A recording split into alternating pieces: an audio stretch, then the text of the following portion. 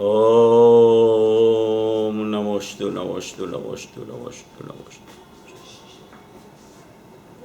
प्रणामो लोये श्रोत्रिकालवर्ती अर्हन्ताणं, प्रणामो लोये श्रोत्रिकालवर्ती सिद्धाणं, प्रणामो लोये श्रोत्रिकालवर्ती आयर्याणं, प्रणामो लोये श्रोत्रिकालवर्ती उवज्जायाणं, प्रणामो लोये श्रोत्रिकालवर्ती शवशाहुणम्। ओंकार बिंदु संयुक्तम नित्यम ध्यायन्ति योगिनः, कामदं मोक्षदं चैव ओंकाराय नमो नमः। मंगलम भगवान वीरो मंगलम गौतमो गणी, मंगलम कुंदकुंदार्यो जैन धर्मोस्तु मंगलम।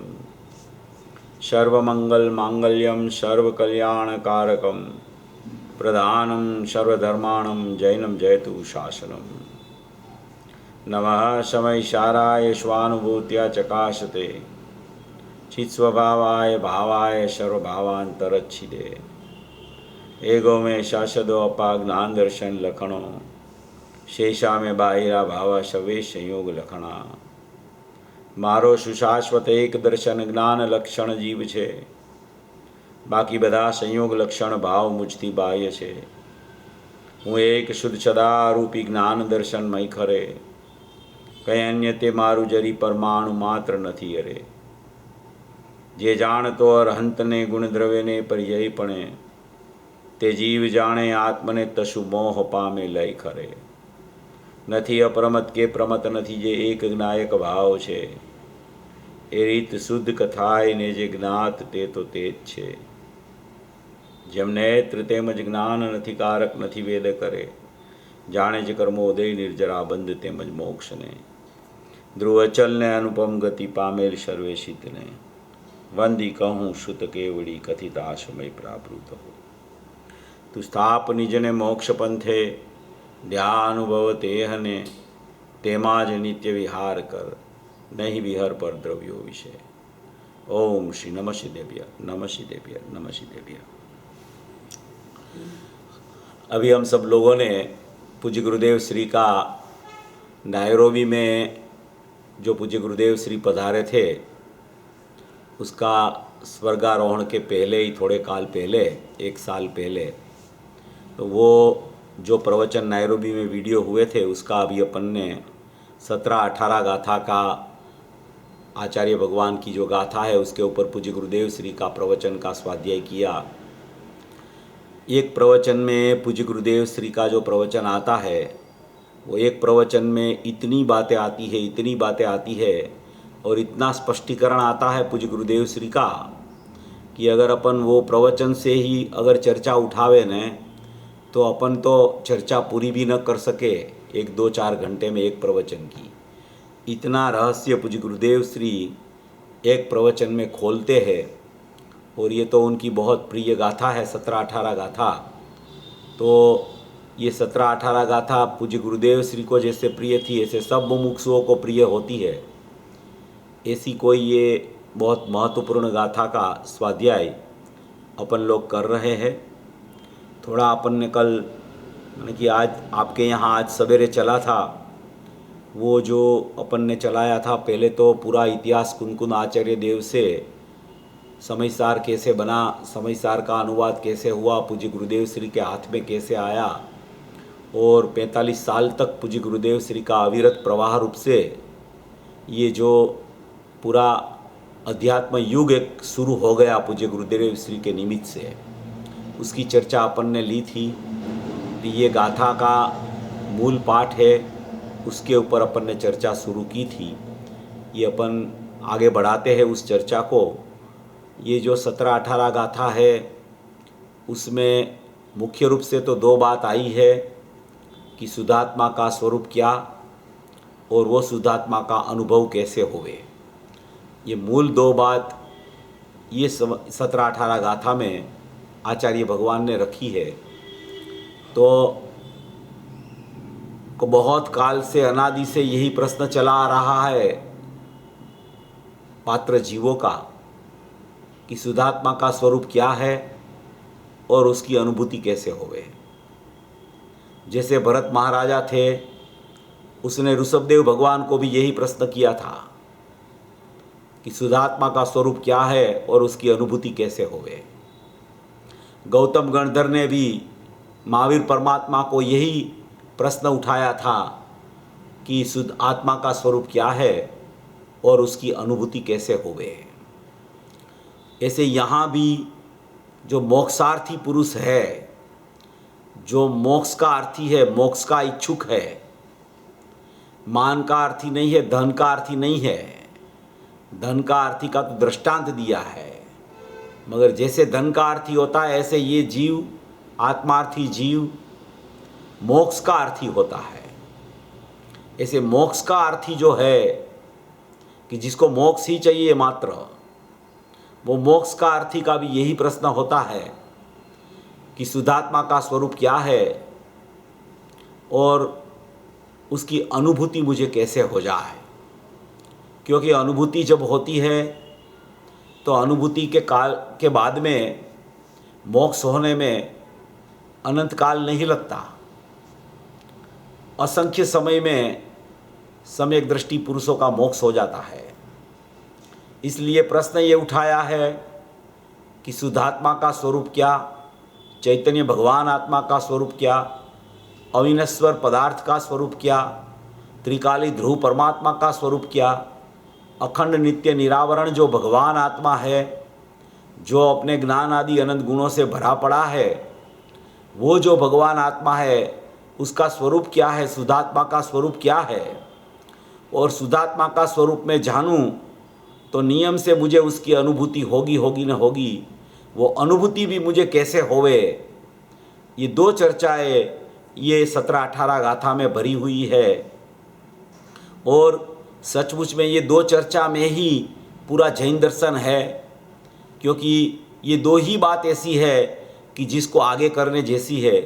बाकी की सभी बातें हैं वो तो काल क्रम में उसकी पर्याय की तत्समय की योग्यताओं से वो प्रकट होती जाती है क्रम से। उसका कोई कर्ता नहीं हो सकता, उसको कोई पर्याय को आगे पीछे नहीं कर सकता। वो तो सब माने माला होती है, माला मोती की, उसमें गुथे हुए मोती होते हैं क्रमशः, वैसे ही ये सब पर्यायें गुथी हुई होती है अंदर में। तो वो तो काल क्रम से समय में योग्यता अनुसार, सटकारक अनुसार पर्याय प्रकट होती रहती है और वो पर्याय प्रकट होती रहती है और ये जाननहार जानता रहता है कि ऐसी पर्याय प्रकट हो रही है और जाननहार को जानते जानते अनुभूति करता है कि मैं तो भगवान आत्मा हूँ और ये पर्याय तो होने योग होते रहती है।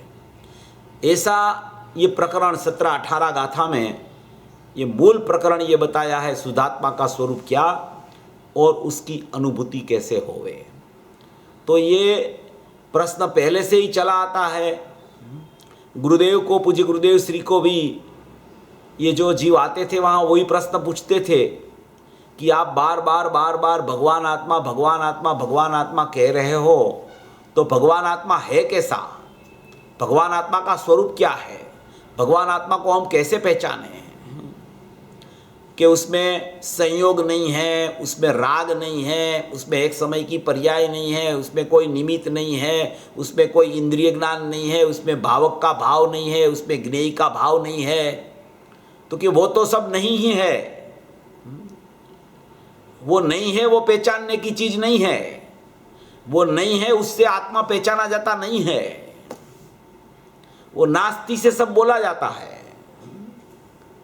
अस्ति को बताने के लिए नास्ति से सब कहा जाता है, क्योंकि नास्ति में उसने अस्ति मान रखी है, एक समय की पर्याय को जीव मान के रखा है, बहिर्लक्षी इंद्रिय ज्ञान को उसने जीव मान के रखा है, भावक का भाव जो रागादि भाव प्रकट होता है वो मेरा स्वरूप है ऐसा मान के रखा है, अनादि से निमित्त का आदर वर्त रहा है उसको, अनादि से संयोग की प्रीति चल रही है उसको। तो वो छुड़ाने के लिए आचार्य भगवान और ज्ञानी पुरुष वो नास्ति बता के, वो नास्ति का निषेध करके उसको अस्ति में लाने के लिए नास्ति बताते रहते हैं। मगर स्वरूप में देखे, स्वभाव में देखे, ज्ञायक भाव को देखे, चैतन्य अपनी शुद्ध तत्व को देखे, तो उसमें ये कोई स्वरूप ही नहीं है, ना तो कोई निमित्त है, ना तो रागादि भाव है, ना तो इंद्रिय ज्ञान है, ना तो भावक का भाव है, ना तो ज्ञेय का भाव है, ना तो कोई स्वीकार चैतन्य परिणाम है, ना तो सोपाधिक चैतन्य परिणाम है, और ना तो एक समय की पर्याय है, ना तो उसमें गुणभेद है। ऐसी एक अखंड सत्ता है, ऐसा एक ज्ञायक भाव है, ऐसा भूतार स्वभावी भगवान आत्मा है। उसको यहाँ प्रथम में प्रथम आत्मा को जानना कहते हैं। प्रथम में प्रथम शुद्धात्मा को जानो, अपने भगवान आत्मा को जानो, अपनी चैतन्य स्वरूप सत्ता को जानो, अपना एक जो अखंड चैतन्य सत्ता है, जिसको 320 गाथा में सकल निरावरण अखंड एक प्रत्यक्ष प्रतिभास में अविनश्वर शुद्ध पारिणामिक परम भाव लक्षण नीच परमात्मा द्रव्य बोला, वो सत्ता यहां विद्यमान है, इस शास्त्र में नहीं है। कोई ज्ञानी पुरुषों के पास मेरी ये सत्ता नहीं है, सिमंदर परमात्मा के पास ये मेरी सत्ता नहीं है, दिव्य ध्वनि कीर्ति है उसमें ये मेरी सत्ता नहीं है, कोई बाह्य निमित्त में ये मेरी सत्ता प्रविष्ट नहीं होती, कोई बाह्य निमित्त से ये मेरी सत्ता प्रकट नहीं होती। मेरे ज्ञान उपयोग से मेरा ज्ञायक भाव को मैं प्रकट कर सकता हूं। पुरुषार्थ पूर्वक मोक्षार्थी है, वो आत्मा को जानने के लिए प्रवृत्तिशील होता है, तब उसको आत्मा ख्याल में आता है। ऐसा शुद्धात्मा का स्वरूप, ऐसा परिपूर्ण स्वरूप, ऐसा चैतन्य स्वरूप भगवान आत्मा, उसको यहाँ ये 17-18 गाथा में आचार्य भगवान बता रहे हैं। बहुत मार्मिकता से ये प्रकरण ये गाथा में आया है। गाथा का, दोनों गाथा का पाठ करके अपन उसका गाथार्थ आगे चलाते हैं।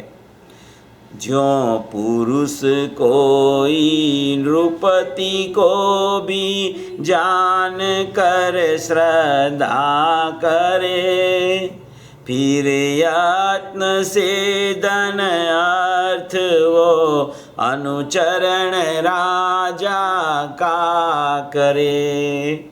जीवराज को यों जानना, फिर श्रद्धना इस रीति से, उसका ही करना अनुचरण, फिर मोक्ष अर्थी यत्न से।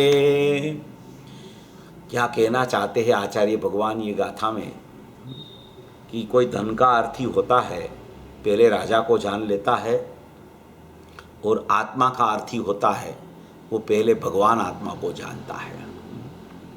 गाथार्थ में लिखा है, जैसे कोई धन का अर्थी पुरुष राजा को जानकर श्रद्धा करता है, पहले में पहले राजा को जाने बिना की श्रद्धा, तो इसमें लिखा है गधे के सींग के समान है। गधे को जैसे सींग नहीं होते, तो उसकी श्रद्धा करो, उसकी श्रद्धा करो, उसकी श्रद्धा करो। अरे भाई, उसने जाना ही नहीं कि वो चीज़ क्या है, उसकी श्रद्धा कैसे करें? तो पहले में पहले जानकर श्रद्धा होती है। जानकर माने स्वरूप को समझकर, अपनी चैतन्य सत्ता को समझकर श्रद्धा होती है। जैसे राजा को समझकर श्रद्धा होती है कि यही राजा है, फिर उसका आचरण होता है, ऐसे ही जानकर, राजा को जानकर श्रद्धा करता है, तत्पश्चात उसका प्रयत्न पूर्वक अनुचरण करता है, अर्थात उसकी सुंदर रीति से सेवा करता है। पहले राजा को जानता है, फिर उसकी श्रद्धा करता है, तत्पश्चात माने कि उसके बाद में प्रयत्न पूर्वक, पुरुषार्थ पूर्वक उसका अनुचरण माने कि उसमें लीन होता है। प्रयत्न पूर्वक, पुरुषार्थ पूर्वक, ये पुरुषार्थ का काम है। क्रमबद्ध में होना है वो हो जाएगा, वो तो पुरुषार्थहीन हो जाता है। सभी जगह पुरुषार्थ की मुख्यता रहती है, पुरुषार्थ से निर्णय होता है। क्रमबद्ध का निर्णय भी पुरुषार्थ से होता है।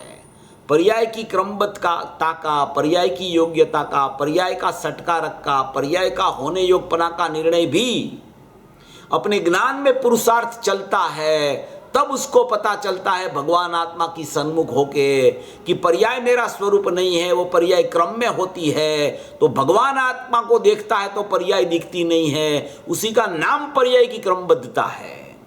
तो यहाँ लिखा है कि पुरुषार्थ पूर्वक प्रयत्न पूर्वक अनुचरण करता है, उसकी सुंदर रीति से सेवा करता है। इसी प्रकार जैसे धन का अर्थी राजा को जानता है, उसकी श्रद्धा करता है, उसका अनुचरण करता है, उसी प्रकार मोक्ष के इच्छुक को, देखो लिखा है मोक्ष के इच्छुक को, जिसको मोक्ष की भावना है, जिसको मात्र मोक्ष चाहिए, जिसको संसार से निवृत्ति लेनी है, संसार की प्रवृत्ति में दुख लगता है, और जिसको पूर्ण आनंद, उसका नाम मोक्ष, पूर्ण अतीन्द्रिय आनंद, उसका नाम मोक्ष। ऐसा नियम सार में आया चौथी गाथा में कि पूर्ण अतीन्द्रिय ज्ञान, पूर्ण अतीन्द्रिय आनंद, उसका नाम मोक्ष है। ऐसा मोक्ष का इच्छुक पुरुष, जिसको मोक्ष चाहिए और कुछ नहीं चाहिए,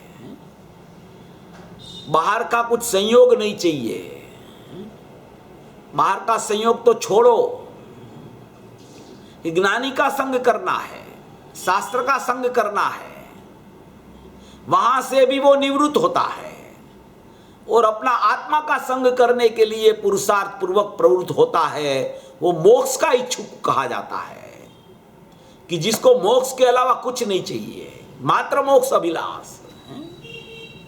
उसको यही चाहिए कि मोक्ष कैसे हुए। मेरी पर्याय में अभी जो मिथ्या दर्शन, मिथ्या ज्ञान, मिथ्या चारित्र प्रति समय में चल रहा है, तो वो सम्यक दर्शन, सम्यक ज्ञान, सम्यक चारित्र होके आगे बढ़ के मेरा मोक्ष कैसे हो जाए, मोक्ष मार्ग प्रकट होवे और मोक्ष कैसे हो जाए। ऐसे मोक्ष का इच्छुक पुरुष जो है, वो मोक्ष का इच्छुक पुरुष क्या करता है कि मोक्ष का इच्छुक को जीव रूपी राजा को जानना चाहिए। पहले में पहले जीव रूपी राजा को जानना चाहिए। अभी जीव रूपी राजा को जानना चाहिए, तो जीव रूपी राजा है कैसा? आत्मा को जानो, आत्मा को जानो, आत्मा को जानो, आत्मा को जानो, मगर आत्मा है कैसा अंदर में? आत्मा का स्वरूप कैसा है? आत्मा में क्या क्या है और आत्मा में क्या क्या नहीं है? अगर वही उसको पता न हुए तो मोक्ष का इच्छुक आत्मा को जानो, आत्मा को जानो, आत्मा को जानो, मगर आत्मा क्या है, आत्मा कैसा है, आत्मा का स्वरूप और स्वभाव अंदर में त्रिकाल ध्रुव चैतन्य सत्ता में क्या पड़ा है अंदर में, कि उसको जानने का आचार्य भगवान फरमा रहे हैं। आचार्य भगवान ने कैसा आत्मा अंदर में देखा है, कैसे वो प्रचुर स्वसंवेदन पूर्वक लवलीन होके रहते हैं आचार्य भगवान, और वहां से जब च्युत होते हैं, विकल्प में आते, तब ये शास्त्र की रचना कोई कोई आचार्य के निमित्त से हो जाती है। ऐसे आचार्य भगवान ये लिखते हैं कि मोक्ष के इच्छुक को सबसे पहले में पहले आत्मा को जानना चाहिए। ऐसा लिखा है, मोक्ष के इच्छुक को जीव रूपी राजा को जानना चाहिए। जीव रूपी राजा, जीव राजा, चैतन्य राजा, ज्ञायक राजा, भूतार्थ राजा, सत्स्वरूपी भगवान आत्मा, सबसे पहले में पहले मोक्ष की इच्छा वाला जो पुरुष है, तो मोक्ष को जानना चाहिए, मोक्ष मार्ग को जानना चाहिए। नहीं नहीं, वो तो सब पर्याय का परिणमन है। वो पर्याय का परिणमन भी कैसे प्रकट होता है मोक्ष मार्ग का और मोक्ष का, कि ये चैतन्य राजा को जानता है, उसकी श्रद्धा करता है, उसमें लीनता करता है, तब वो मोक्ष मार्ग की पर्याय और मोक्ष प्रकट होता है परंपरा से। ऐसा ये मोक्ष के इच्छुक जो आत्मार्थी जीव है, जिसको मोक्ष की इच्छा है, जिसको मोक्ष चाहिए, उसको पहले में पहले क्या करना, तो कि पहले में पहले आत्मा को जानना। तो कि आत्मा को जानना, वो आत्मा है कैसा अंदर में, उसमें क्या क्या भरा है और उसमें क्या क्या नहीं है। तो क्योंकि उसमें जो है, उसमें मिथ्यात्व और राग द्वेष नहीं है, और ज्ञान और आनंद की लक्ष्मी ठसोठस भरी पड़ी है। आत्मा में क्या क्या है, तो कि ज्ञान और आनंद की लक्ष्मी है, और आत्मा में क्या क्या नहीं है, तो कि मिथ्यात्व और राग द्वेष आत्मा में नहीं है। ऐसे आत्मा में क्या है, तो ज्ञान और आनंद से भरा पड़ा आत्मा है। वो चैतन्य स्वरूपी आत्मा, वो भगवान आत्मा, उसमें मोह राग द्वेष का परिणमन जो बहिर्लक्ष्य से एक समय की पर्याय में चल रहा है, वो एक समय की पर्याय जो बहिर्लक्ष्य पराश्रित भाव वाली है, विभाव रूप परिणाम है, वो सचमुच में भगवान आत्मा में वो पर्याय प्रविष्ट नहीं हो सकती।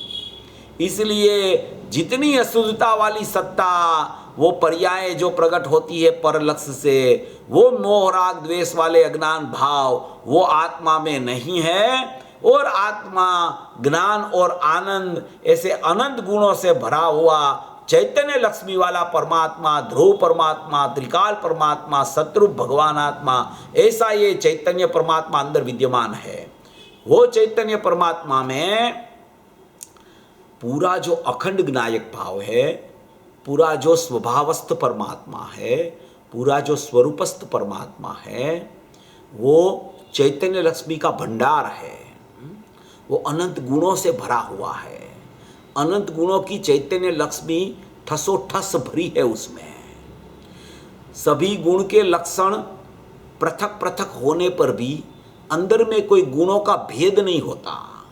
जैसे ज्ञान का लक्षण जानना, श्रद्धा का लक्षण प्रतीत करना, चारित्र का लक्षण स्थिरता करना, स्वच्छत्व का लक्षण प्रतिभाषित सब होना, जैसे वीर्य का लक्षण पुरुषार्थ करना, स्वरूप की रचना करना, विभुत्व का लक्षण व्यापकपना है, सर्वज्ञत्व माने कि सर्व का आत्मज्ञ रूप से जानना, सर्वदर्शित्व का माने कि सर्व का आत्मदर्शन से देखना।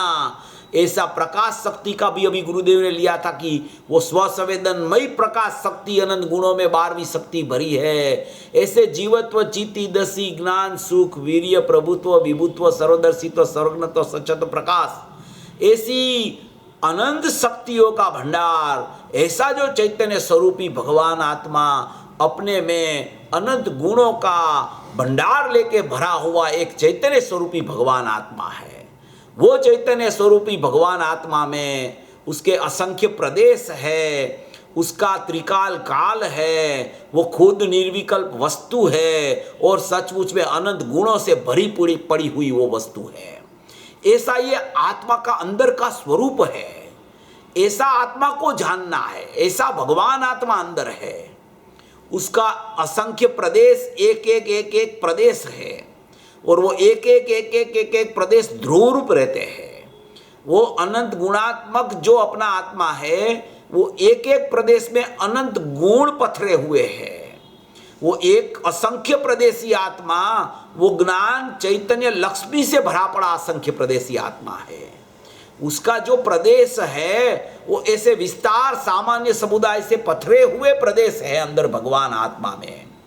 जैसे समुद्र में पानी होता है, तो जैसे समुद्र का पानी अंदर पथरा हुआ रहता है, ऐसे ही भगवान आत्मा में असंख्य प्रदेश पथरे हुए रहते हैं और वो असंख्य प्रदेश में एक एक प्रदेश में अनंत गुण बसते हैं।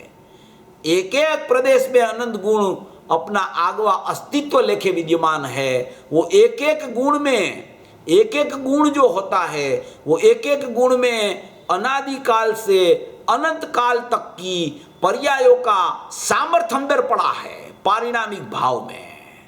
ऐसा कोई ये भगवान आत्मा के असंख्य प्रदेश और ऐसा कोई भगवान आत्मा के अनंत गुण अंदर में विद्यमान है। ऐसी कोई ये जो सत्ता, ऐसी कोई ये ध्रुव सत्ता, ऐसी कोई ये त्रिकाल सत्ता, ऐसी कोई ये चैतन्य सत्ता कि जिसमें ज्ञान ज्ञान ज्ञान ज्ञान ज्ञान, प्रत्येक प्रदेश में ज्ञान व्यापक रहता है, प्रत्येक गुण में ज्ञान व्यापक रहता है, प्रत्येक गुण में एक गुण में अनंत गुण का रूप रहता है। अनंत गुण स्वभावस्थ है और स्वरूपस्थ है। वो स्वभावस्थ माने स्वभाव, माने अनंत गुण अपना स्व, और उसका भाव माने उसका गुण।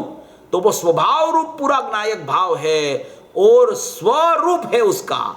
स्वरूप माने कि ज्ञायक रूप है, उसमें एक गुण में अनंत गुण का रूप अंदर में विद्यमान है। ऐसी कोई ये एक ज्ञायक सत्ता, जाज्वल्यमान सत्ता, अमर्यादित सत्ता, ध्रुव सत्ता, चैतन्य सत्ता, संपत्ति वाली सत्ता अंदर में, समृद्धि वाली सत्ता अंदर में, ऐसी कोई एक ऐसी सत्ता अंदर पड़ी है, ऐसी सत्ता ज्ञानी पुरुष जब उसको ऐसी सत्ता के पास चले जाते हैं, अज्ञानी भी जब वो सत्ता के पास जाता है और वो सत्ता का स्वरूप समझ लेता है, शुद्धात्मा का स्वरूप, तो वो ज्ञानी हो जाता है। और वो ज्ञानी होता है, फिर वो अंदर देखता है तो देखता ही रहता है, वहां से बाहर ही नहीं निकलता।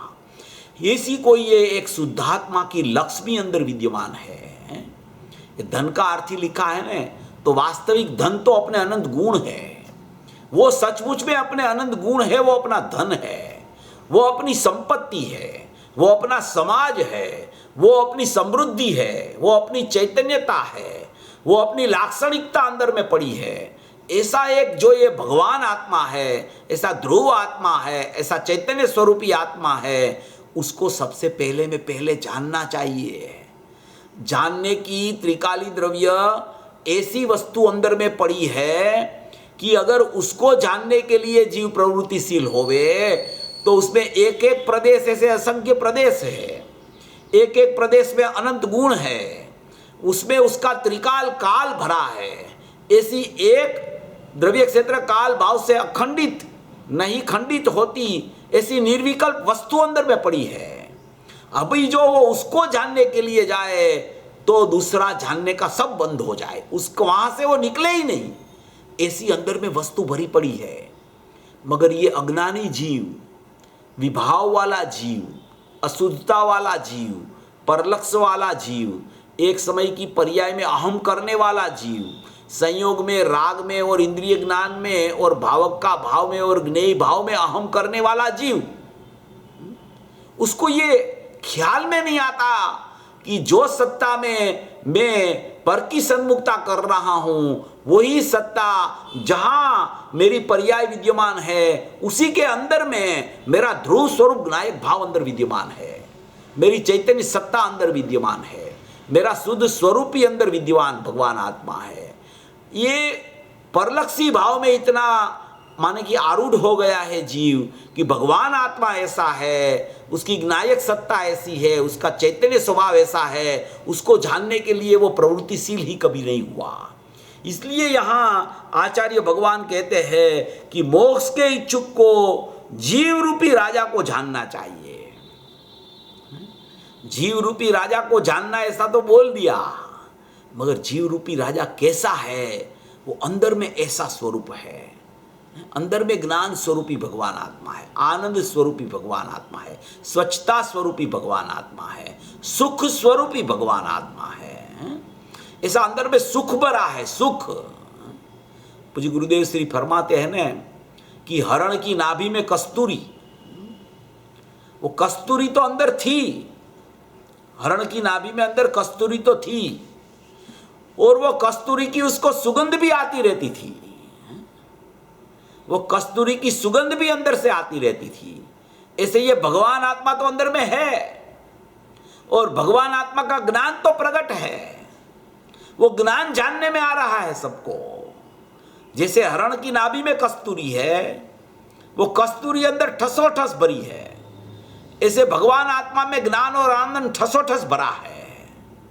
और जैसे हरण में कस्तूरी भरी है हरण की नाभि में, उसकी सुगंध भी उसको आती है, उसकी स्मेल उसको आती है, ऐसे ये भगवान आत्मा में ज्ञान और आनंद भरा है, उसका ज्ञान भी प्रति समय व्यक्त हो रहा है, और वो ज्ञान उसको जानने में आता है। मगर वो हरण को पता नहीं कि ये कस्तूरी की स्मेल अंदर से आ रही है, इसलिए वो बाहर खोजता है, उसको दौड़ता ही रहता है, दौड़ता ही रहता है, दौड़ता ही रहता है, दौड़ता ही रहता है, पर की सन्मुखता करता ही रहता है, करता ही रहता है। वहां से स्मेल आती है, वहां से आती है, वहां से आती है, वहां से आती है। ऐसा कर कर कर कर करके जो हरण होता है, मृगला होता है, वो कस्तूरी की सुगंध तो लेता है, मगर वो कहां से आती है वो पता नहीं, इसलिए वो बाहर झावा नाखता है, वो डालता है अपना उपयोग को बाहर, तो वो मृत प्राय हो जाता है। फिर भी उसको पता नहीं चलता कि ये कस्तूरी कहां पड़ी है और कस्तूरी की स्मेल कहां से आती है। ऐसे ही ये चैतन्य स्वरूपी भगवान आत्मा है, ऐसे ही ये अज्ञानी जीव का भी चैतन्य स्वरूपी भगवान आत्मा में से ज्ञान प्रकट हो रहा है। वो जानने में तो सबको ज्ञान आ रहा है, ज्ञान की अस्थि के अलावा, ज्ञान की ऊर्ध्वता के अलावा तो पर का भी सचमुच जानना नहीं होता है। जब ज्ञान की ऊर्ध्वता होती है, ज्ञान का ख्याल आता है, तब ही पता चलता है कि पर ऐसा है। इसलिए ज्ञान की मुख्यता रहती है, और ज्ञान का सचमुच में सब जीवों को वेदन भी चल रहा है ज्ञान का, मगर वो उसको ख्याल नहीं है कि यह आत्मा में से ज्ञान निकलता है और वो मेरा स्वभाव ज्ञान मात्र है। इसलिए वो आकुलता का वेदन कर रहा है, विभाव का वेदन कर रहा है, अज्ञान भाव का वेदन कर रहा है, मोह राग द्वेष का वेदन कर रहा है। क्यों ऐसा वेदन हो रहा है? स्वभाव का पता नहीं, चैतन्य सत्ता का पता नहीं, अमूल्य रत्न अंदर पड़ा है उसका पता नहीं। चेतन रूप अनूप अमूर्त सिद्ध समान सदा पद मेरो, मेरा पद कैसा है कि सिद्ध समान सदा पद है, सिद्ध समान सदा पद है। वो सिद्ध समान सदा पद को उसने जाना नहीं। आचार्य भगवान फरमाते हैं कहीं जगह पे कि चैतन्य लक्ष्मी अंदर है, उसकी सत्ता को जब तक पहचानता नहीं तब तक उसका अज्ञान जाएगा नहीं। जो निगोद में सो ही मुझ में, वो ही मोक्ष मजार, निश्चय भेद कछु नाही, भेद गिने संसार। निगोद में जैसा परमात्मा स्वरूप चैतन्य भगवान आत्मा ज्ञान आनंद से भरा पड़ा है, असंख्य प्रदेशी पड़ा हुआ है, अनंत गुणों का पिंड पड़ा हुआ है, चैतन्य लक्ष्मी से भरा पड़ा हुआ है, वैसा ही मेरे में भगवान आत्मा है, वैसा ही सिद्धलोक में भगवान आत्मा है। भगवान आत्मा के स्वरूप में, ज्ञानानंद भगवान आत्मा की चैतन्य लक्ष्मी के स्वरूप में कोई फर्क नहीं है।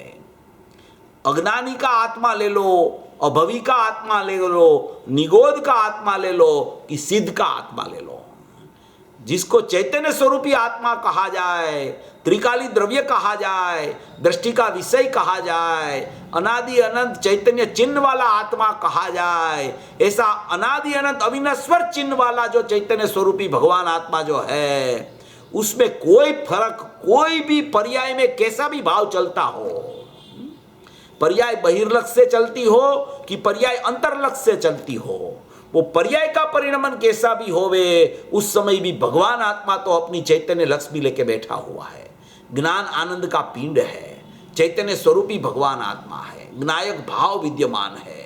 ऐसा भगवान आत्मा अंदर में विद्यमान है, उसका अंश भी विद्यमान वर्तमान प्रकट रूप है, मगर उसको वो पता नहीं, इसलिए उसको बहिर्लक्ष्य होके अज्ञान दशा प्रकट हो रही है। इसलिए आचार्य भगवान फरमाते हैं कि मोक्ष के इच्छुक जो जीव है उसको सबसे पहले में पहले क्या करना कि भगवान आत्मा को जानना, शुद्ध आत्मा को जानना कि अंदर में शुद्धता पड़ी है वो कैसी है, अंदर में चैतन्य लक्ष्मी पड़ी है वो कैसी है, अंदर में अनंत गुण पड़े हैं वो कैसे है, अंदर में ज्ञायक भाव है वो कैसा है, अंदर में असंख्य प्रदेश कैसे पथरे हुए हैं, अंदर में उसका जानना, जाननहार का कैसे जानना वर्त रहा है अंदर में। पर्याय में आत्मा जानने में आवे वो एक अलग बात है, और अंदर ध्रुव स्वरूप में जानना चल रहा है वो एक अलग बात है। ये ध्रुव स्वरूप की चर्चा चल रही है, भगवान आत्मा की चर्चा चल रही है। मोक्ष के इच्छुक को सबसे पहले में पहले आत्मा को जानना, तो आत्मा को जानना, तो आत्मा को पहले अंदर क्या है वो पता नहीं है तो कैसे जानने जाएगा वो? अगर उसकी महिमा ही नहीं आएगी, ये आत्मा ऐसा है, उसका स्वरूप ही अंदर का पता नहीं होगा उसको, तो वो क्यों आत्मा को जानने जावे, क्यों पर से व्यावृत होवे? अगर उसका स्वरूप का पता चले, चैतन्य लक्ष्मी का पता चले, उसकी संपत्ति अंदर में पड़ी है उसका पता चले, ऐसी अमर्यादितता अंदर में पड़ी है, ऐसा विशालता वाला वैभव अंदर में पड़ा है, ऐसा जब उसको पता चलेगा तब वो अंदर जानने के लिए जाएगा, तब ये मोक्ष का इच्छुक बनेगा, तब वो मोक्ष के इच्छुक को सबसे पहले में पहले आत्मा को जानना, ये कथन की सार्थकता होगी। ऐसा एक भगवान आत्मा है। ऐसा एक ज्ञायक भाव है।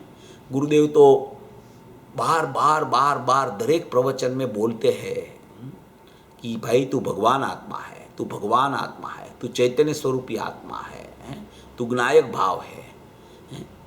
एक समय की पर्याय की भूल है, एक समय की पर्याय को गौण करो तो चैतन्य स्वरूपी भगवान आत्मा त्रिकाल रहता है, और ये पूरा एक समय की पर्याय के पीछे पड़ा है। हे भगवान आत्मा स्वरूपी भगवान आत्मा ज्ञायक भाव, हे ज्ञान आनंद की लक्ष्मी से भरा पड़ा हुआ, ना उसमें मोह है, ना उसमें राग द्वेष है, ना कोई अज्ञान है।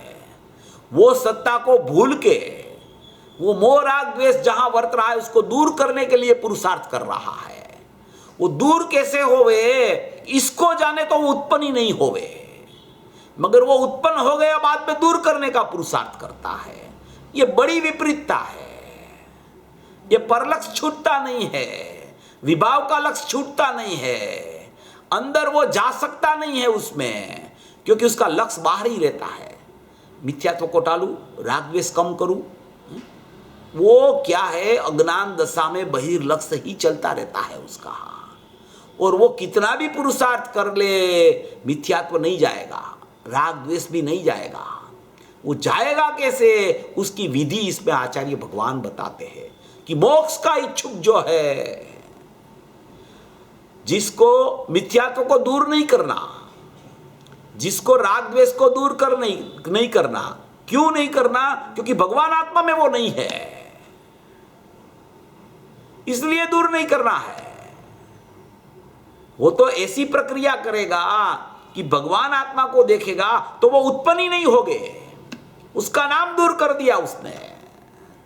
दूर करने का पुरुषार्थ नहीं करना है, अपने में जाने का पुरुषार्थ करके जो जीव आगे बढ़ता है, मोक्ष का इच्छुक होता है, तो उसको मोह राग द्वेष रूपी अज्ञान खड़ा ही नहीं होता। उसी का नाम उसको दूर कर दिया, उसने दूर कर किया, ऐसा व्यवहार से कहने में आता है।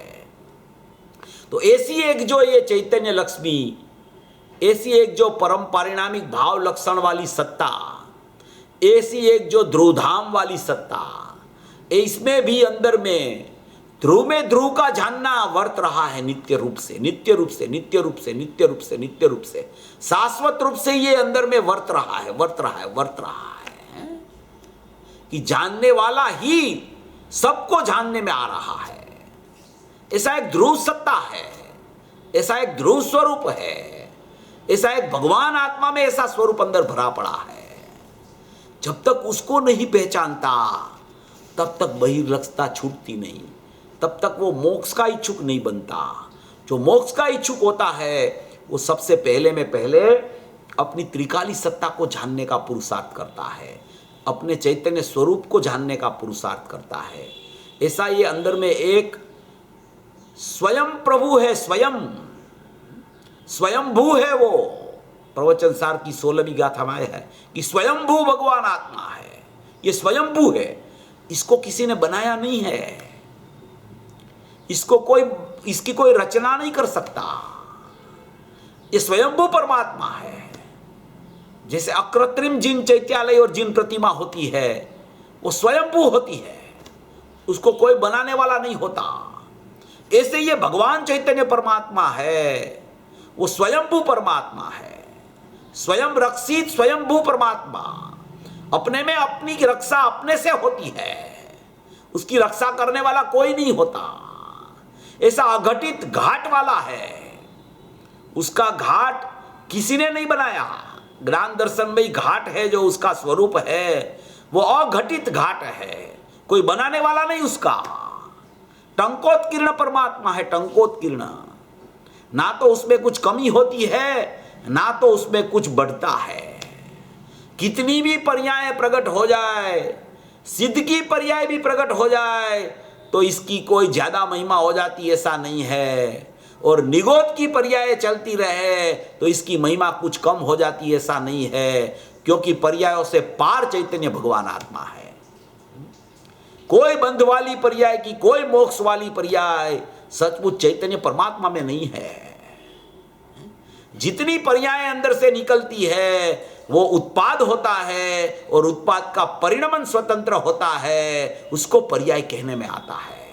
मगर यहां से कोई मोह राग द्वेष नहीं निकलता, अज्ञान नहीं निकलता। इसमें तो भगवान आत्मा विद्यमान, शुद्ध स्वरूपी भगवान चैतन्य स्वरूपी भगवान आत्मा विद्यमान है। पर्यायों से पार है, पर्यायों से पृथक है, पर्याय का भेद भी नहीं है उसमें और गुण का भेद भी नहीं है। ऐसा अभेद स्वरूपी चैतन्य भगवान आत्मा, उसको मोक्ष के इच्छुक को सबसे पहले में पहले जानना चाहिए। ऐसा यहाँ आचार्य भगवान फरमाते हैं। कोई ऐसी सत्ता बता रहे हैं, देखो सबको उधर ही जाना पड़ेगा। जिसको संसार में दुख लगा है, जिसको संसार चाहिए नहीं, जिसको ऐसा लगता है कि मुझे सचमुच में मोक्ष ही चाहिए, तो मोक्ष के लिए भी सबसे पहले में पहले भगवान आत्मा को जानना पड़ेगा। और मोक्ष के लिए कहीं दूसरी जगह जाने की जरूरत नहीं है। वो बनारसी दास जी ने लिखा है कि कोई कहे प्रभु हेठ जमी के, कोई कहे ऊपरी आसमां के, कोई कहे प्रभु है मंदिर में, मेरो धनी नहीं दूर देशांतर, मोही में है मोही सूजत नीके। मेरा भगवान आत्मा, मेरा चैतन्य स्वरूपी परमात्मा वो मेरे में है। मैं जैसे देखता हूं तुरंत दिखता है वो मुझे। सचमुच में तो वही दिखता रहता है, उसमें स्वीकार नहीं करता। आया नहीं, इसमें आएगा वो। ऐसे मोक्ष के इच्छुक को क्या करना कि सबसे पहले में पहले भगवान आत्मा को जानना, चैतन्य स्वभाव को जानना, ज्ञायक भाव को जानना, भूतार स्वभाव को जानना, अपरिणामी तत्व को जानना। अपरिणामी तत्व माने कि परिणमन ही नहीं है उसमें। जो परिणमन दिखता है ना, वो भगवान आत्मा के बाहर चल रहा है। परिणमन पर्याय में चलता है और द्रव्य जो है वो अपरिणामी रहता है। पूरी सत्ता प्रमाण की द्रव्य पर्याय स्वरूप वस्तु होने पर भी दोनों की लक्षण से सत्ता पृथक पृथक है। पर्याय का लक्षण उत्पाद यही है और द्रव्य का लक्षण ध्रुव है। तो ध्रुव की सत्ता, भगवान आत्मा की सत्ता, मोक्ष के इच्छुक पुरुष को सबसे पहले में पहले भगवान आत्मा को जानना चाहिए। उसमें जो अंदर में स्वरूप है उसमें जानना चल रहा है, वर्त रहा है। त्रिकाल एक ज्ञान उपयोग है और त्रिकाल एक दर्शन उपयोग है। वो पूरा अपना आनंद गुणात्मक भगवान आत्मा शक्ति रूप है, उसको प्रत्येक समय में अंदर जानने के लिए समर्थ है और देखने के लिए समर्थ है। ऐसी एक अंदर में निष्क्रिय चिन्ह मात्र चीज, उसमें जानना देखना, जानना देखना, जानना देखना, भगवान आत्मा का ऐसा स्वभाव अंदर में पड़ा है। वो निष्क्रिय रूप से जानना देखना चल रहा है। वो ऐसा ख्याल क्रिया वाली पर्याय में आता है। ऐसा ख्याल क्रिया वाली पर्याय में आता है तो वो क्रिया वाली पर्याय स्वसंवेदन करके अभेद हो जाती है। ऐसी कोई ये चर्चा यहाँ भगवान आत्मा की ये आचार्य भगवान बता रहे हैं कि तेरी संपत्ति अंदर में इतनी भरी पड़ी है कि तुझे बाहर में कोई संपत्ति ढूंढने जाने की जरूरत ही न पड़े। तुझे जो चाहिए ना वो अंदर में है। तुझे ज्ञान चाहिए तो अंदर में है, सुख चाहिए तो अंदर में है। तुझे स्वच्छता चाहिए कि लोकालोक पूरा ख्याल में आ जाए तो स्वच्छता अंदर में है। तुझे माने कि व्यापकता करना है तो अंदर में अनंत गुण में विभु नाम का गुण है, वो व्यापक हो रहा है। ऐसी कोई तुझे सर्व को जानना है तो सर्वज्ञ तो शक्ति है, सर्व को देखना है तो सर्वदर्शी तो शक्ति है। तुझे स्वरूप की रचना करना है तो ऐसा भी एक वीर्य नाम का गुण अंदर में है। पुरुषार्थ करना है तो अंदर में गुण है। जो चाहिए वो अंदर में पड़ा है, तो तू अंदर क्यों नहीं देखता? इसलिए हम फरमा रहे हैं, आचार्य भगवान कहते हैं कि प्रथम में प्रथम आत्मा को जानना। मोक्षार्थी उसे ही कहते हैं प्रथम में प्रथम आत्मा को जाने और कुछ न करे। गुरुदेव को प्रश्न करते हैं बहुत कि ये तो कठिन है। गुरुदेव ने भी जवाब दिया था, जिसने प्रवचन सुना होगा उसको पता होगा। किसी ने प्रश्न किया कि ये तो कठिन लगता है, कुछ सरल नहीं हो सके, ये थोड़ा सूक्ष्म है तो थोड़ा जीणी बातचीत थोड़ी जाडी नो थाय। गुरुदेव को प्रश्न किया, ये सूक्ष्म लगते हैं, कठिन लगता है, गुरुदेव कहते हैं कि बाहर के काम में कुछ कठिन नहीं लगता, वहां तो बहुत पुरुषार्थ करता है, दौड़ता रहता है, उसमें कठिन नहीं लगता। सब संसार परिवार को छोड़ के अमेरिका में भी बसता है तो वहां कठिन नहीं लगता, यहां जाने में कठिन लगता है। कहीं भी बैठे बैठे यहां जा सकता है, वो कठिन लगता है, क्योंकि ये सबसे नजदीक है वो सबसे दूर लगता है, और जो सबसे दूर है वो उसको नजदीक लगता है। कितनी भ्रांति चलती है, कितनी भ्रमणा चलती है जीव की। ये दिख रहा है, ये जानने में आ रहा है, उसी को नहीं जानता जीव। और जो सचमुच जानने में ही नहीं आ रहा, सचमुच में ज्ञान में जानने में आ रहा है, सब इसलिए ज्ञान जानने में आ रहा है, उसके पीछे नहीं पड़ता। और दूसरा जो जानने में नहीं आ रहा उसको जानने के लिए प्रवृत्तिशील होता रहता है।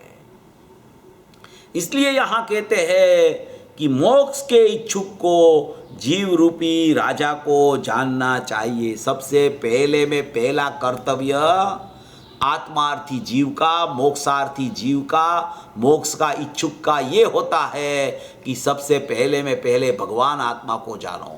भगवान आत्मा कैसा है, ज्ञायक भाव कैसा है, अपरिणामी तत्व कैसा है, शुद्ध स्वभाव कैसा है, नित्य निरावरण तत्व कैसा है, ऐसी जो अपनी शुद्ध सत्ता है, ऐसा जो परम परिणामिक भाव लक्षण वाला भाव है, उसको सबसे पहले में पहले जानो।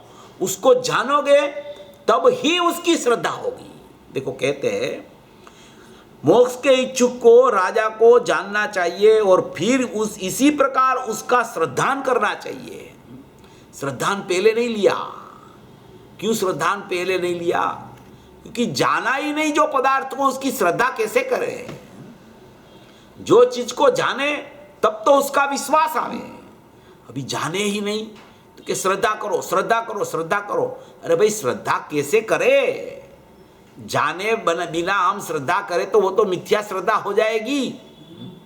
जिसका स्वरूप ही ख्याल में नहीं है कि भगवान आत्मा अंदर में कैसा है, चैतन्य लक्ष्मी से भरा पड़ा है, असंख्य प्रदेशी है, अनंत गुणात्मक है, उसमें ज्ञान, आनंद, सुख, विभुत्व, प्रभुत्व, सचत्व, सर्वज्ञत्व, सर्वदर्शित्व, सभी शक्तियां, कर्ता, कर्म, करण, संप्रदान, उपादान, अधिकरण, भाव शक्ति, अभाव शक्ति, भाव भाव शक्ति, अभाव भाव शक्ति, भाव भाव शक्ति, अभाव भाव शक्ति, फिर भाव शक्ति, ऐसी अनंत शक्तियां भरी पड़ी है, जिसका पर्याय स्वभाव उत्पाद व्यय वाला होने पर भी वो उत्पाद व्यय में जो हो रहा है वो अंदर ज्ञायक भाव में नहीं है। ऐसा जो परमात्मा को जब तक नहीं जानेगा तब तक उसकी श्रद्धा कैसे करेगा?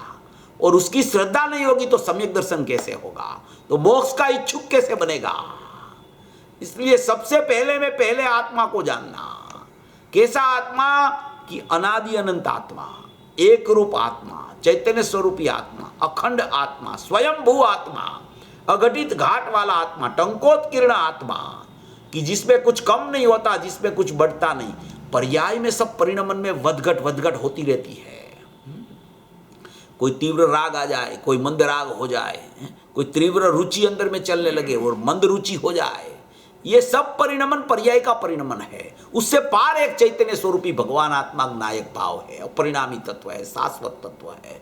वही ध्रुव सत्ता को मोक्ष के इच्छुक को पहले में पहले जानना चाहिए। पहले में पहला पुरुषार्थ ये है। तो क्या करना हमको उसको जानने के लिए? शास्त्र का अभ्यास करना, टेप प्रवचन सुनना, भगवान की पूजा करना। तो क्योंकि वो सब तो होता ही है आत्मार्थी के जीवन में। वो नहीं होता है उसको तो ये आता ही नहीं है। उसको छोड़ने की बात नहीं है, मगर इसको जब ग्रहण करता है तब वो दिखता नहीं है, और उसको देखता रहता है तो ये नहीं दिखता है। ऐसा कहना चाहते हैं यहाँ पे। ऐसा कहा ना कि गुरुदेव ने ऐसा, भगवान आत्मा को जानो, भगवान आत्मा को जानो, कोई क्रिया तेरे में है ही नहीं, शास्त्र ज्ञान भी है ही है, और दया दान तप व्रत भक्ति का भाव भी शुभ भाव है, बंध का कारण है, ऐसा गुरुदेव ने बताया। तो बोले ये सब बंद कर दो अपन तो, और भगवान आत्मा को जान लो। तो नहीं आएगा जानने में तुझे, क्योंकि शास्त्र में से तो तुझे पता चलता है कि भगवान आत्मा कैसा है। ये द्रव्य श्रुत तो वो बताता है कि तेरा अंदर में भाव श्रुत स्वरूपी भगवान आत्मा कैसा है। ये द्रव्य श्रुत जिनवाणी बताती है, तीर्थंकरों की वाणी में वो आया है, दिव्य ध्वनि में वो आया है, ज्ञानियों का खरेखर अक्षर देह में वो आ गया है। वो उसको बताने वाला ये जो बाह्य श्रुत द्रव्य श्रुत है और जिनेंद्र परमात्मा है और ज्ञानी पुरुष है, उसका विवेक छोड़ना नहीं और इसका आदर के लिए उसका विवेक करके वो विवेक को वहां से छोड़ के यहां आदर करने के लिए आ जाना, तब ये भगवान आत्मा मोक्ष के इच्छुक को ख्याल में आएगा। ऐसा ये चैतन्य स्वरूपी भगवान आत्मा बता रहे हैं। देखो, द्रव्य गुण पर्याय की सत्ता जो है न, प्रमाण की सत्ता जो है न, वो अनादि अनंत रहती है। कभी प्रमाण के बिना का कोई जीव नहीं होता। कोई जीव प्रमाण की सत्ता के बिना वाला एक समय भी नहीं रहता। प्रत्येक समय में द्रव्य गुण पर्याय स्वरूप वस्तु रहती है। उत्पाद वे ध्रुवयुक्तम सत वस्तु रहती है। अपरिणामी तत्व अपरिणामी रहता है। पर्याय का परिणमन प्रत्येक समय में चल रहा है। उसको कोई बंद नहीं कर सकता कि परिणमन को बंद कर दो तब अपरिणामी दिखेगा। तो कि परिणमन के काल में अपरिणामी को देखना है, वही तो पुरुषार्थ है। क्योंकि वो अपरिणामी परिणमन में दिखने में आता है, द्रव्य पर्याय में दिखने में आता है। वो पर्याय को निकाल ही दो तो द्रव्य भी नहीं दिखेगा। प्रमाण की सत्ता प्रमाण में रह जाती है और द्रव्य दृष्टि हो जाती है। इसलिए यहां कहते हैं कि आत्मा को जानना, फिर श्रद्धान करना। श्रद्धान नाम दृष्टि करना, द्रव्य दृष्टि करना, द्रव्य की दृष्टि करना। जानना चाहिए और फिर इसी प्रकार उसका श्रद्धान करना चाहिए।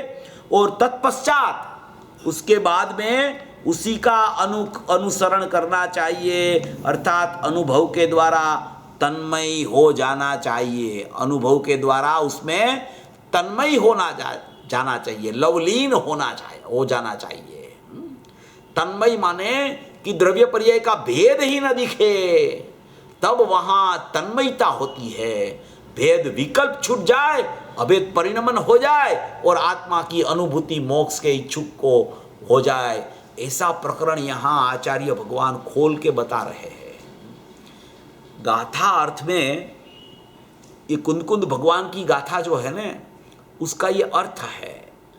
कुंद भगवान ने ये इतना स्पष्टीकरण किया कि धन का अर्थी को पहले राजा को पहचानना, राजा का दीदार देखना, राजा का छत्र देखना, राजा का चामर देखना, राजा की समृद्धि देखना, राजा कितना वैभववान है, कितनी संपत्ति है, वो देख लेना पहले।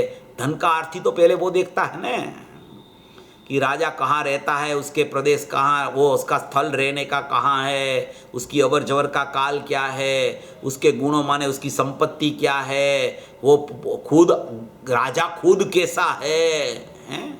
अनेकों राजा होते हैं, उसमें एक राजा को पकड़ लेता है।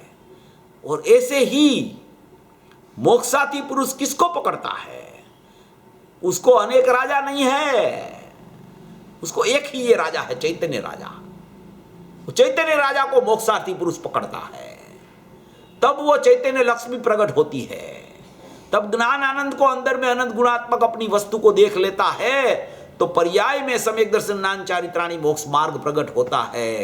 तो मोक्ष के इच्छुक को पहले आत्मा को स्वरूप को अंदर में जान के उसकी श्रद्धान करके उसका ही अनुचरण करता है, तब सम्यक दर्शन ज्ञान चारित्राणी मोक्ष मार्ग प्रकट होता है। ऐसा भी आता है कि सम्यक दर्शन कारण और सम्यक ज्ञान कार्य, वो भी क्यों कहा, ऐसा व्यवहार भी सम्यक दर्शन ज्ञान चारित्राणी मोक्ष मार्ग क्यों कहा जाता है, और यहां ज्ञान की पहले ऊर्ध्वता क्यों कही जाती है? क्योंकि जब ज्ञान में निर्णय होता है, ज्ञान में जानना होता है, तब सचमुच में श्रद्धा में सम्यक दर्शन की प्रतीति आती है। मगर सम्यक दर्शन एक समय में 100% प्रतीति रूप श्रद्धा परिणम जाती है, और ज्ञान में भी सम्यक ज्ञान उसी समय होता है और लीनता स्वरूप आचरण की उसी समय होती है। मगर ज्ञान को केवल ज्ञान होने में भी काल लगता है, और चारित्र को भी चतुर्थ गुण स्थान से आगे स्वरूपाचरण चारित्र माने कि संयम रूप चारित्र, यथाख्यात चारित्र और अव्याबाद चारित्र, ये 4 प्रकार चारित्र के पढ़ने में क्रम क्रम क्रम से गुण स्थान की वृद्धि होके होता है। सम्यक दर्शन क्रमिक नहीं होता, वो अक्रम से होता है। एक समय में जहां प्रतीति ये जानने में आया आत्मा ऐसा है, प्रतीति हो गई, सम्यक दर्शन हो जाता है। इसलिए शास्त्रों में सम्यक दर्शन की मुख्यता से एक समय में हो जाता है, इसलिए सम्यक दर्शन नाम चारित्राणी मोक्ष कहा है। मगर सम्यक दर्शन होने के पहले क्या करना पुरुषार्थ, उसकी गाथा है ये, कि उसमें सबसे पहले आत्मा कैसा है वो पहले में पहले जानना, पहले में पहले वो पुरुषार्थ करना कि आत्मा कैसा है। अभी जाना ही नहीं तो श्रद्धा कैसे करे? जो चीज जानने में नहीं है उसकी श्रद्धा कैसे होवे? तो श्रद्धा के लिए भी पहले ज्ञान को आगे करना, ज्ञान में समझ करना, ज्ञान में विचार करना, ज्ञान में निर्णय करना, ज्ञान में पुरुषार्थ होता है। ये सब इसके दूसरे पैराग्राफ के टीका के दूसरे पैराग्राफ में ये सब आने वाली है, वेद ज्ञान की प्रक्रिया। उसमें बहुत अच्छा विषय है दूसरे पैराग्राफ में, वो वेद ज्ञान की प्रक्रिया का प्रकरण आएगा तब एकदम खोलेंगे अपन उसको।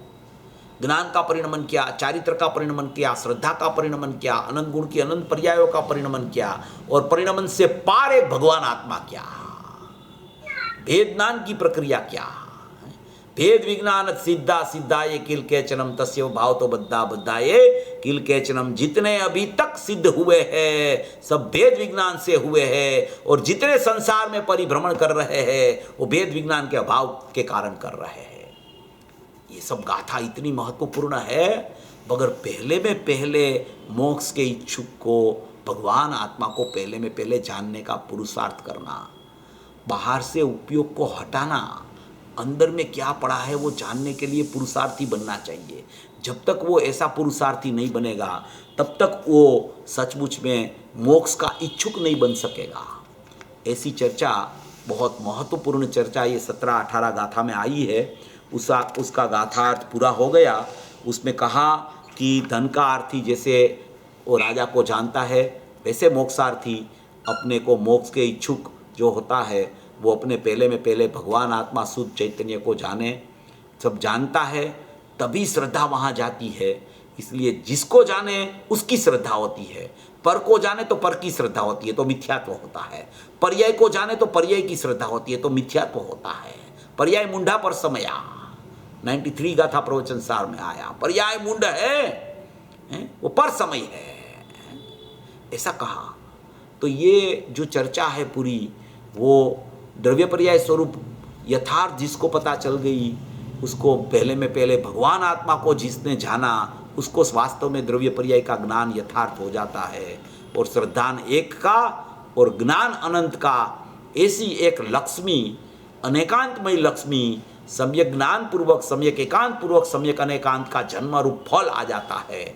ऐसा यहाँ कहना चाहते हैं आचार्य भगवान कि सबसे पहले में पहले मोक्ष से इच्छुक को आत्मा को जानना, फिर उसका श्रद्धान करना, फिर पुरुषार्थ पूर्वक, प्रयत्न पूर्वक उसका अनुचरण माने लीनता करना, माने कि वो लीनता का प्रकरण चारित्र का प्रकरण है। स्वरूपाचरण चारित्र ज्ञान में जान के, श्रद्धा में प्रतीत करके स्वरूपाचरण में लीनता होती है। ऐसा स्वरूप आचार्य भगवान बता रहे हैं। सभी भवी जीव ऐसा स्वरूप अपने भगवान आत्मा का समझकर मोक्ष मार्ग में प्रयाण करे, ऐसी मंगल भावना। बहुत ही बढ़िया। यहाँ पे मैं कल का क्विकली प्रोग्राम बता दूं। कल सुबह फिर से 9 बजे शिकागो टाइम पहले समय सार स्तुति होगी, फिर उसके बाद गुरुदेव का प्रवचन होगा, फिर उसके बाद चेतन भाई का लेक्चर होगा। तो सुबह 9 से 9:30 गुरुदेव श्री का प्रवचन, और फिर 9:30 से 10:30 चेतन भाई का लेक्चर होगा। अभी जनवानी स्तुति बोल लेते हैं।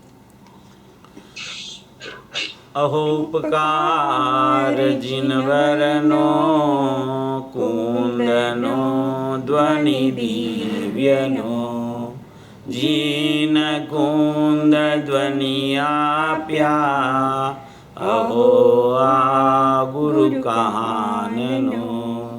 જીન કુંદ ધ્વનિ આપ્યા આહો આ ગુરુરાજનો જાવાણી કે જ્ઞાન સે સુજે લોકાલોક સોવાણી મસ્તક નમો સદા દ્વેત હુંડો 9 વાર નમસ્કાર મંત્ર.